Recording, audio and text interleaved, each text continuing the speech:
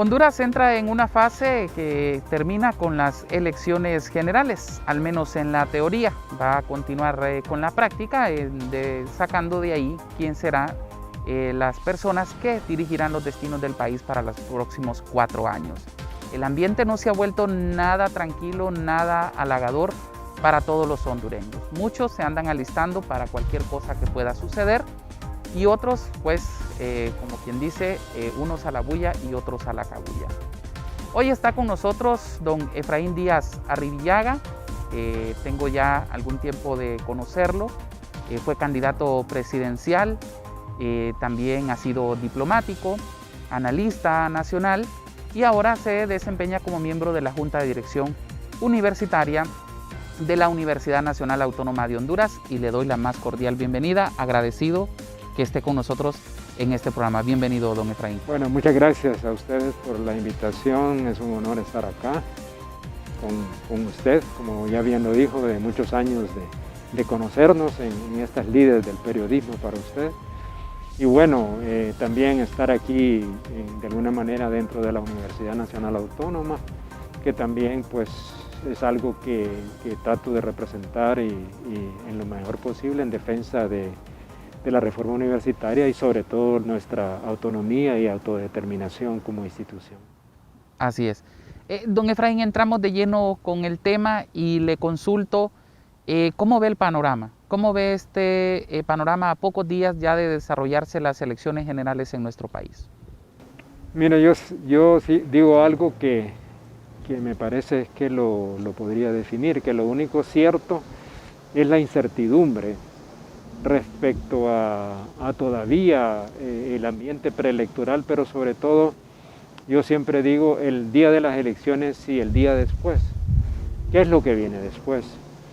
No hay duda que este proceso electoral es muy trascendental para la vida del país. Hemos venido emergiendo desde el 2009 con el golpe de Estado. El país nunca logró realmente recobrarse totalmente de esa situación en que hubo un rompimiento del orden constitucional. Y 12 años de gobiernos ha significado, desde mi punto de vista, un debilitamiento del Estado de Derecho, la falta de independencia de los poderes del Estado y desde mi punto de vista un debilitamiento mismo de la democracia y revivir un poco una deriva autoritaria, digamos, en Honduras. Y por supuesto, al salir de las elecciones del 2017, que fueron realmente unas elecciones realmente viciadas, con un claro fraude, con una reelección presidencial inconstitucional a todas luces, con una enorme falta de legitimidad social, pues se creó una crisis política que apuntaba a la inconformidad que la nación tenía frente a lo que había sucedido y se pensó en aquel momento que era necesario un proceso de reformas políticas, electorales que cambiaran de alguna manera u otra las reglas del juego político electoral en el país. Eso nunca sucedió en realidad. Lo único que quizás cambió un poco fue la integración de nuevos organismos electorales con la presencia de un nuevo partido, que en este caso Libre, y el Registro Nacional de las Personas. Pero ese modelo electoral es el mismo que hemos tenido en los últimos 40 años, desde que se inició la transición a la democracia en Honduras entre 1980 y 1982. Entonces, en ausencia de reformas políticas, lo que ha pasado en el país es una serie de acontecimientos que arrojan un poco de duda sobre el hecho de que las elecciones sean realmente libres, creíbles, confiables y transparentes, y que se respete de alguna manera u otra la voluntad libremente expresada por los hondureños. Creo que ese es el gran reto que tenemos en este momento frente a las elecciones, que estos organismos al final puedan garantizar efectivamente que hay la suficientemente transparencia. Sin embargo, ha habido una serie de hechos, el retraso de las entregas de la tarjeta de identidad, el hecho de que volvemos al mismo juego de las credenciales electorales, el ambiente de violencia política que se ha generado, indudablemente, ya lo hemos visto, según el observatorio de la Universidad Nacional Autónoma, 30 dirigentes políticos han recibido atentados contra su vida, algunos fatales, otros no. Y casi todos esos son candidatos o líderes políticos de la oposición. Y después usted encuentra el contenido de la propaganda política, que yo lo he señalado, incita al odio, a la polarización, a la división y sobre todo al miedo. Y ese miedo está presente, ¿no? El miedo frente a lo que pueda venir y el miedo también para que alguna gente se desanime para ir a votar porque cree que algo va a pasar en el ambiente, flota en el ambiente.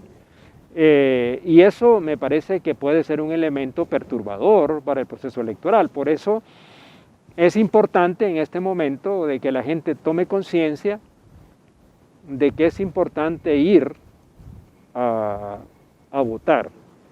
Y más que votar, saber elegir en libertad, con conciencia, sabiendo que el voto del ciudadano es poder, porque al final la responsabilidad es nuestra también.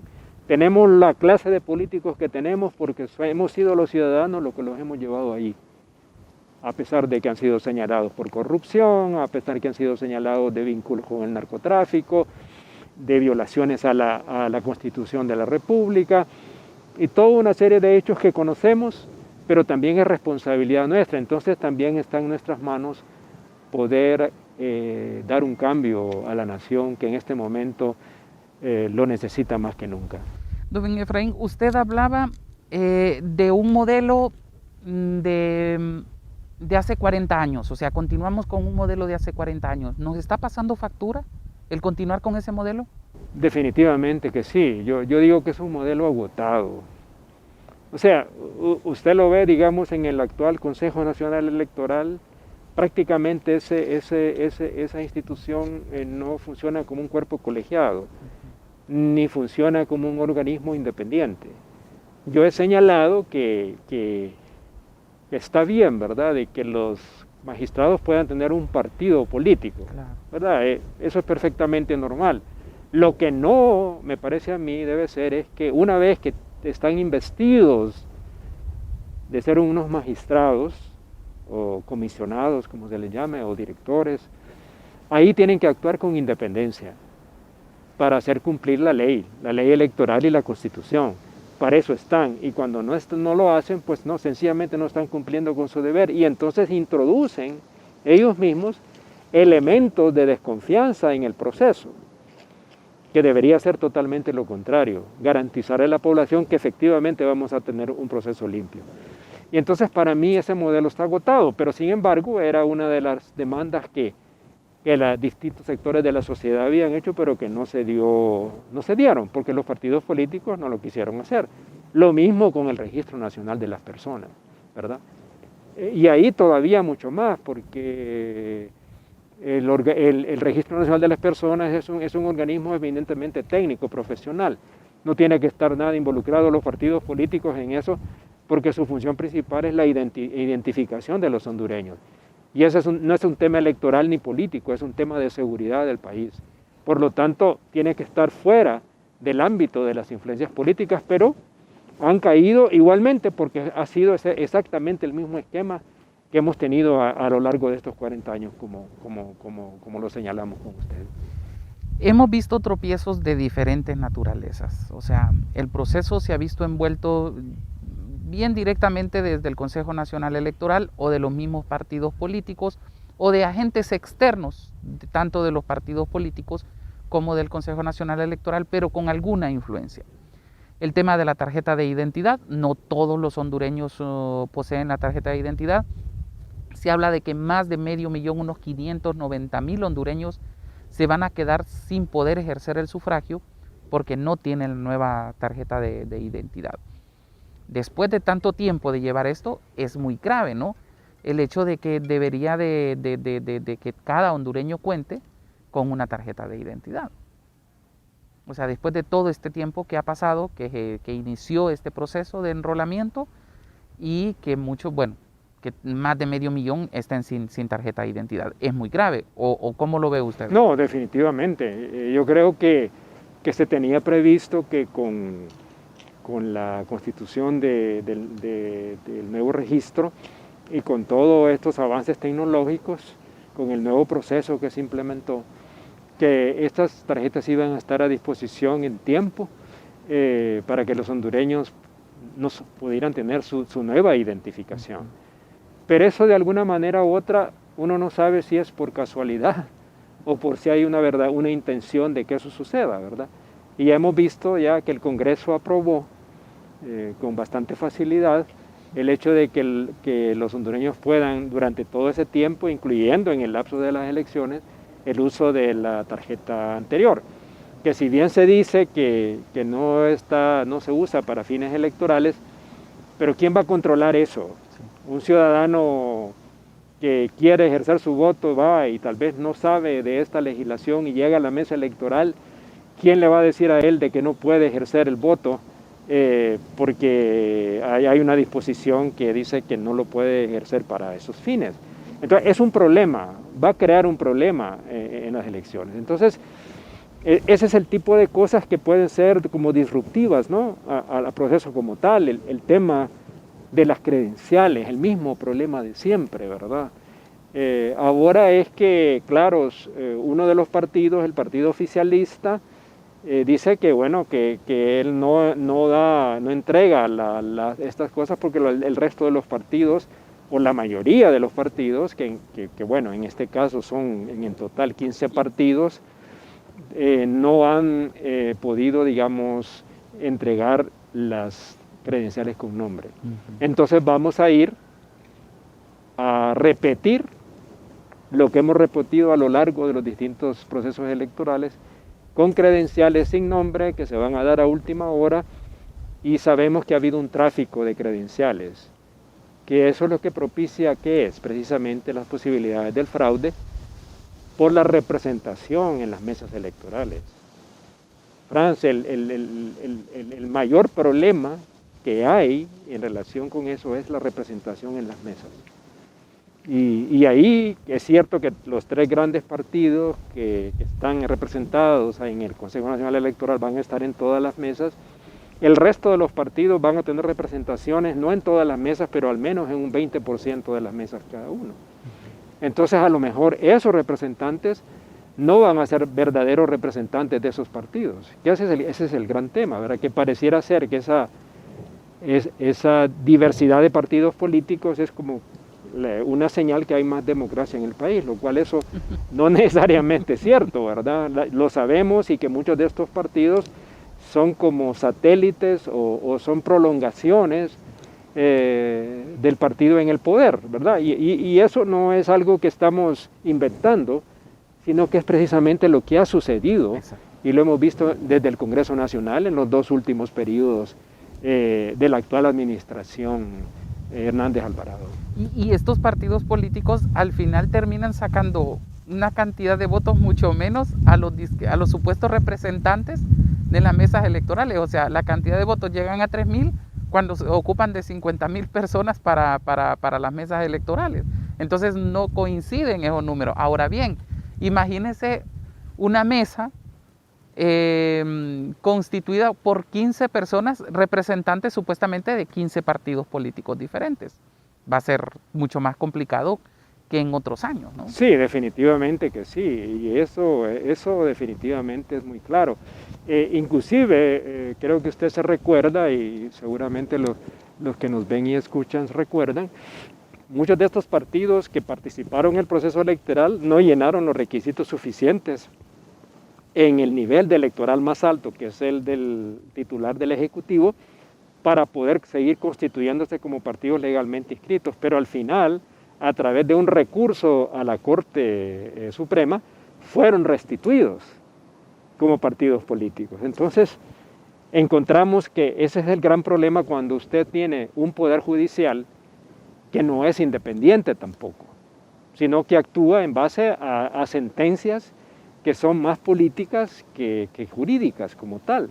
Entonces, eso es lo que le señalaba, uno de los grandes problemas del debilitamiento del Estado de Derecho en el país y la independencia de los poderes del Estado. Entonces, esos son algunos de los desafíos que como nación tenemos, cómo restauramos esa vigencia del Estado de Derecho, la independencia de los poderes del Estado, las instituciones públicas. En todas las encuestas, inclusive a nivel internacional, la mayor parte de la población no tiene ninguna confianza, ni en los partidos políticos, ni en los organismos electorales, ni en las distintas instituciones del gobierno y de los poderes del Estado, incluyendo las propias Fuerzas Armadas y la policía. Entonces, estamos frente a una situación complicada, ¿verdad? Entonces, por eso la esperanza es que puedan, con todas estas cosas que hemos estado discutiendo con usted en este momento, puedan ser superadas tal vez por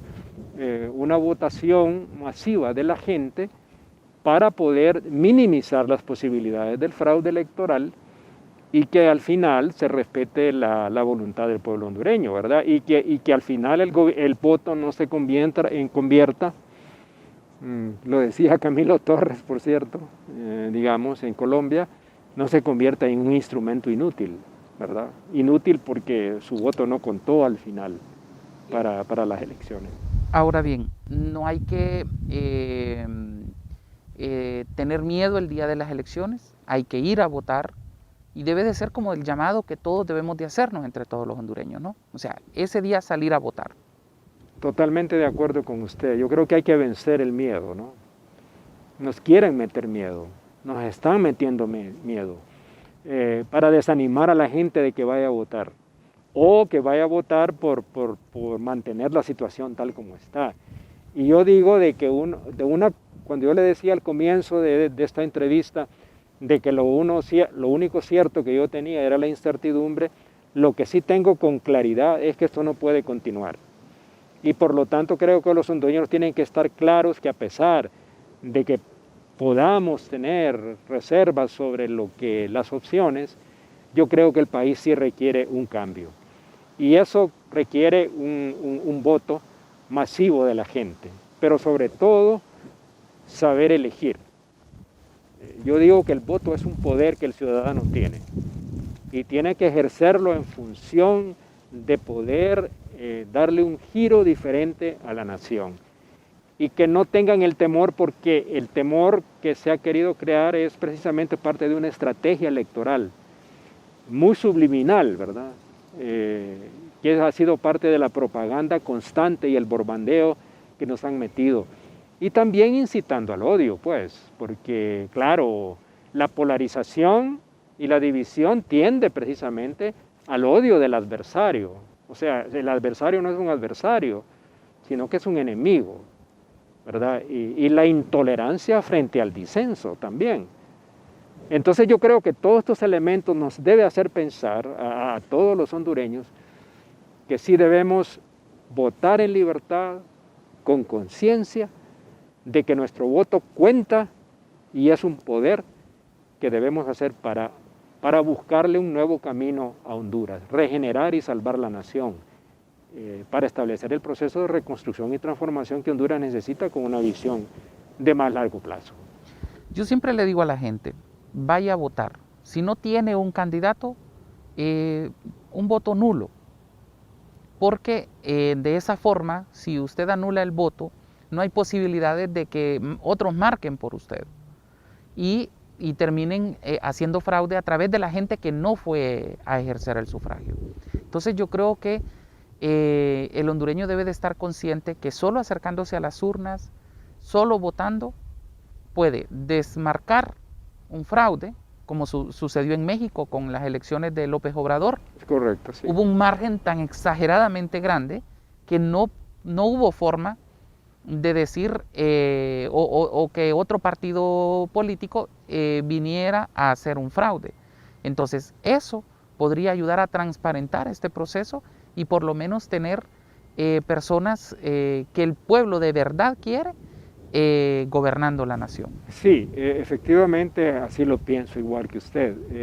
Han estado haciendo un llamado a que esto sea en paz y tranquilidad, Eso es muy importante. lo cual me parece correcto, Sí. pero para mí, para que esto se dé efectivamente y para que los candidatos en un sentido u otro acepten el resultado, tiene que ser precisamente el hecho de haber tenido la percepción de que el proceso electoral ha sido confiable, transparente, creíble y que los resultados son ciertos. Yo creo que esa es una condición necesaria para lograr la tranquilidad y la paz, y que el día después, o sea, lo que va después de las elecciones, también se logre, digamos, una tranquilidad en el país. Porque de otra manera vamos a poder asistir a un escenario muy similar a lo que pasó en el 2017. Si se produce el fraude, si hay elementos muy claros de acciones fraudulentas en el proceso electoral, esto puede ser un elemento detonador de inconformidad y de protesta social nuevamente en las calles como fue en el 2017, ¿verdad? Sí. Entonces la aceptación de los resultados, que debe ser lo que una democracia debe ser, va en función de que los resultados sean así totalmente transparentes, que es el caso que usted señala de México, también lo fue en El Salvador, también lo fue en Costa Rica, también lo fue en Uruguay. Son ejemplos muy claros donde la gente ha aceptado los resultados cuando se da cuenta que el proceso ha sido limpio y que su voto ha sido respetado. Y me parece que eso es fundamental en un proceso, porque claro, la democracia no solamente son las elecciones, pero es un paso fundamental precisamente para fortalecer el proceso democrático de una nación. Y eso que usted mencionó para mí es fundamental, el hecho de que se lleve a cabo un proceso en paz. Y ahí debe de existir el compromiso de todos, de los políticos principalmente, del pueblo hondureño saliendo a ejercer el sufragio y pudiendo desarrollar un proceso en tranquilidad. Yo creo que en este momento lo que más necesita Honduras es paz, tranquilidad y un proceso completamente transparente para que esto continúe. Sí, yo añadiría lo que ya usted señaló muy apropiadamente, de que la gente perciba en la presencia de los militares una institución neutral, no una institución politizada, como ha sido percibida a lo largo de estos periodos de los últimos 12 años. Es decir, porque juegan un papel importante, digamos, en el proceso electoral. Entonces también, igualmente, ellos tienen que transmitir a la población un sentido de confianza, de credibilidad también, y de que son actores neutrales en el proceso y que no están inclinados en un sentido determinado. Así es que yo añadiría a lo que usted ya señaló, eso como fundamental, y al final que la suerte del país está en nuestras manos, más que cualquier otra, más que los observadores internacionales o los gobiernos o el apoyo de los Estados Unidos. El destino de Honduras está en nuestras manos y nosotros tenemos que construir nosotros el país que queremos, no el país que tenemos. Y ese es el gran reto para el futuro, para nosotros y también para el próximo gobierno que saldrá de las elecciones del 28 de noviembre. Don Efraín, yo le agradezco muchísimo el que nos haya acompañado en este espacio.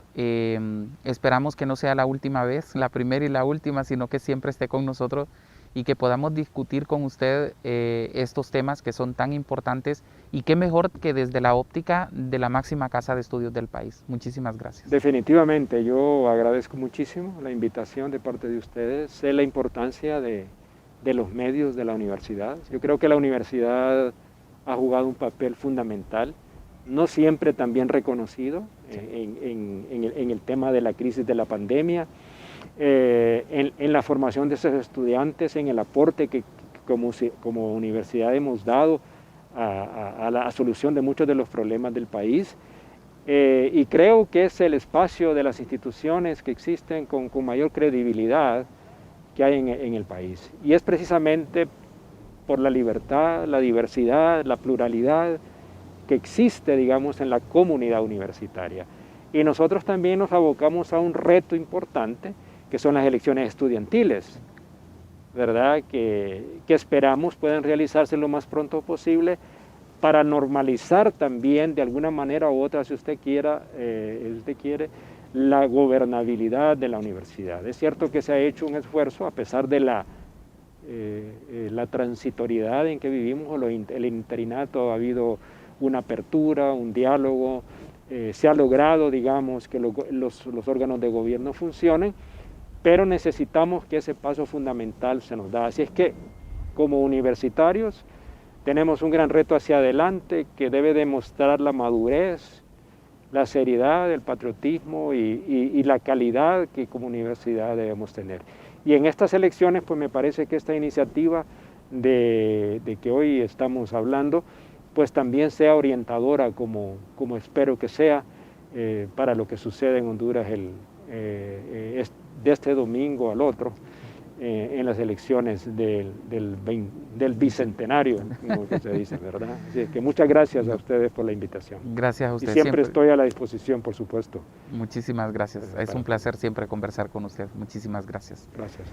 Agradecemos a todos ustedes. Bueno, ya escucharon, es el momento propicio para que podamos desarrollar un proceso electoral en paz, en tranquilidad. La Universidad Nacional Autónoma de Honduras, representada por el rector, ha hecho un llamado también a través de diferentes medios de comunicación para que cada uno contribuyamos con un granito de arena a desarrollar un proceso tranquilo, transparente, que cada quien ejerza el sufragio, que lo hagamos todos los hondureños, porque de eso depende el futuro de este país. Un futuro que necesitamos enmendar, un futuro que necesitamos para las nuevas generaciones, y que al momento de votar, por insignificante que usted lo vea, tiene un gran impacto en sus hijos y en las próximas generaciones. Muchísimas gracias, los invitamos a que nos siga a través de las redes sociales de UTV, el canal de la Universidad Nacional Autónoma de Honduras, y esté en contacto y usted conozca la programación que aquí tenemos, programas como este y otros que son de mucha importancia, no solo para la máxima casa de estudios, sino también para el país en general. Soy Franz Rivera, nos vemos en la próxima emisión.